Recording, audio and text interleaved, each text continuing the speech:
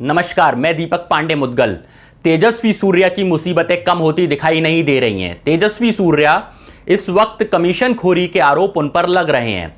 अब तेजस्वी सूर्या कौन है, क्या मामला है, इसको हम विस्तार से समझाते हैं। तेजस्वी सूर्या कर्नाटक में दक्षिणी बेंगलुरु से सांसद हैं और इसमें उनके चाचा जो बसावनगुड़ी से विधायक हैं रवि सुब्रमण्या, उनका नाम भी सामने आ रहा है। अब वो क्यों आ रहा है? क्योंकि एक ऑडियो टैप वायरल हो गया है, जिस ऑडियो टैप की अभी हम पुष्टि नहीं करते क्योंकि एक जांच में बना हुआ है। लेकिन उस ऑडियो टैप पे अगर हम माने तो उस ऑडियो टैप में साफ साफ ये कहा जा रहा है और सुना जा रहा है कि वहां का उस अस्पताल से एक सुपरवाइजर बात करता है, उस निजी अस्पताल से, और वो ये कहता है कि साहब अगर आपको टीका लगवाना है तो 900 रुपए लगेंगे।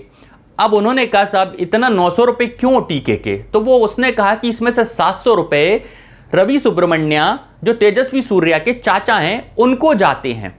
तो इस पर बात एकदम तूल पकड़ जाती है और वो बात इतनी तूल पकड़ती है कि कांग्रेस के प्रवक्ता पवन खेड़ा जी इस पर प्राथमिकी दर्ज करने की मांग कर रहे हैं कि तेजस्वी सूर्या और उनके चाचा पर प्राथमिकी दर्ज हो। अब अगर वो इसमें संलिप्त हैं तो प्राथमिकी दर्ज होना चाहिए।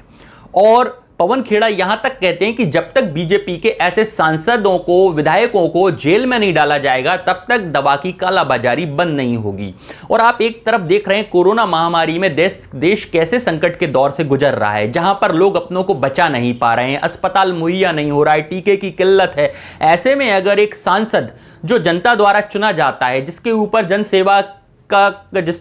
जनसेवा का एक दायित्व होता है, वही अगर ऐसे कालाबाजारी में संलिप्त हो तो फिर आपको कौन बचाएगा, आपकी आवाज कौन उठाएगा? क्योंकि जनता की आवाज तो उनके विधायक और उनके सांसद होते हैं जिन्हें जनता चुनती है, और वो इसीलिए चुनती है अगर उनके साथ कुछ गलत हो तो वो लोग इस आवाज को उठाएं, विधानसभा में उठाएं, संसद में उठाएं और इस पर कानून बनवाएं। लेकिन वही सांसद और विधायक कानून की धज्जियां उड़ाने के लिए आमदा हो जाएंगे तो फिर भला जनता को कौन बचाएगा? क्योंकि अब ऐसे आरोप और भी हैं उनके ऊपर कि ये जो टीके का प्रबंधन है वही बसावनगुड़ी कार्यालय, मतलब कि तेजस्वी सूर्या के चाचा के कार्यालय से टीके लिए जाते हैं और उस निजी अस्पताल से ही वो टीके लिए जाते हैं। तो अब इसमें बड़ा ही एक दिलचस्प मोड़ आ रहा है कि तेजस्वी सूर्या ने कुछ ही समय पहले, पवन खेड़ा के अनुसार भी, कि कुछ ही समय पहले उस निजी अस्पताल का खूब प्रचार प्रसार किया था, जिस निजी अस्पताल से ये ऑडियो टैप लीक हुआ है। और इस ऑडियो टैप के लीक होने के बाद ये स्पष्ट समझ आ रहा है कि उन्होंने उस निजी अस्पताल का प्रचार क्यों किया, उसका प्रसार क्यों किया। अगर उनका कुछ इंटरेस्ट नहीं था, मतलब कि उनका उसमें किसी प्रकार से रुचि नहीं थी, तो कुछ तो रुचि होगी। मतलब आप पूरे बेंगलुरु में अपने संसदीय क्षेत्र में किसी निजी अस्पताल का प्रचार कर रहे हैं तो भाई कुछ तो मामला है। और अगर चिंगारी है तो स्वाभाविक बात है आग लगेगी, और धुआं उठा है तो मतलब कहीं कुछ जला है। तो अब यह बात निकल कर आ रही है। कहा जाता है जो दूसरों के लिए जहर उगलता है वो कभी कभी उस जहर का खुद शिकार हो जाता है। तो अब ऐसा लग रहा है कि तेजस्वी सूर्या की मुश्किलें कम नहीं होंगी और बहुत जल्दी हो सकता है वो सलाखों के पीछे हो सकता है उनके चाचा सलाखों के पीछे हों। लेकिन इसके लिए एक इच्छा शक्ति की जरूरत है। वो इच्छा शक्ति की जरूरत है बीजेपी सरकार को, जो इस समय अपनी बुराई नहीं सुन सकती, जो इस समय अपनी आलोचनाएं नहीं सुन सकती। मतलब आलोचना जो सच्चाई, जबकि कहा जाता है निंदक नियरे राखिए आंगन कुटी छबाए और बिन पानी बिन साबुन के निर्मल करे सुभाए।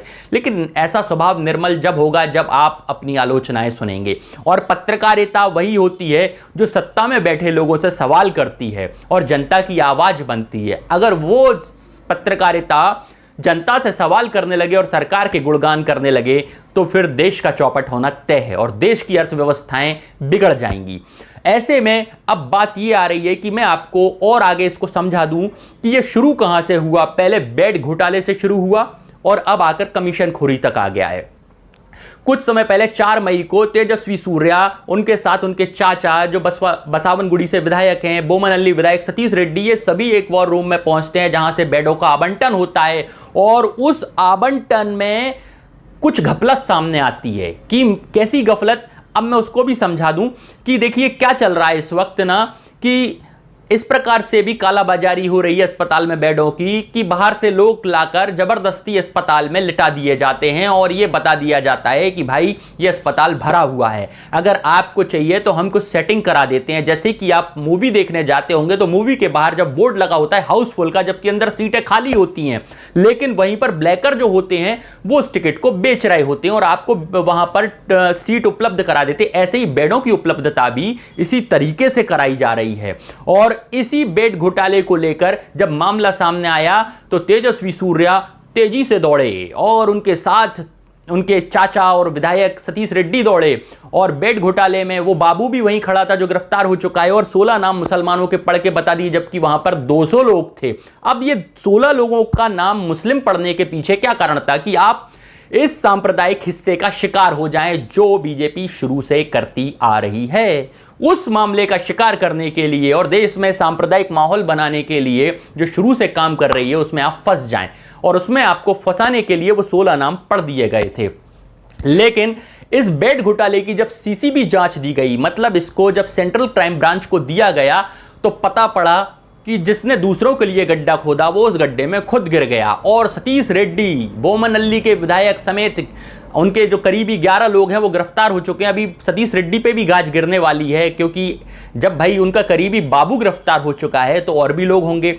और मुसलमान पर आरोप लगाया, जबकि वो मुसलमान जो वहां पर हिंदू व्यक्ति था। मतलब मुझे कहने में बड़ा शर्म आ रहा है बार बार ये हिंदू मुस्लिम, पर क्या करूं, देश में माहौल है, मुझे बार बार इस बात को बताना पड़ता है हिंदू मुस्लिम में तौल के, जबकि ये अच्छा नहीं है देश के लिए।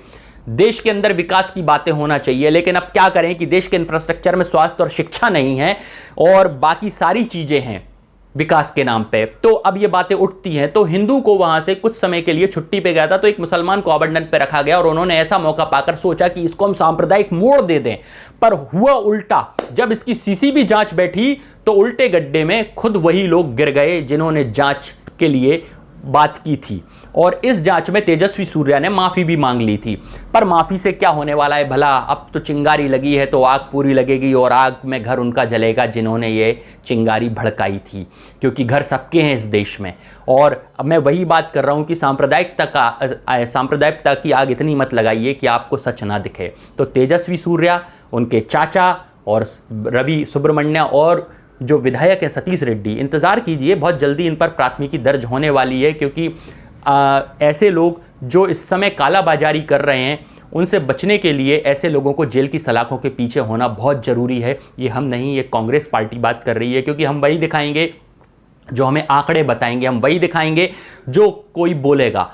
हम अपनी मर्जी से कुछ भी बोलने के लिए बाध्य नहीं है। तो हम फिर चाहेंगे, आपने अभी तक अगर चैनल सब्सक्राइब नहीं किया है तो सब्सक्राइब कर लीजिए और लाइक बटन को प्रेस कर दीजिए और इस वीडियो को ज़्यादा से ज़्यादा शेयर कीजिए। मैं दीपक पांडे मुदगल, जय हिंद।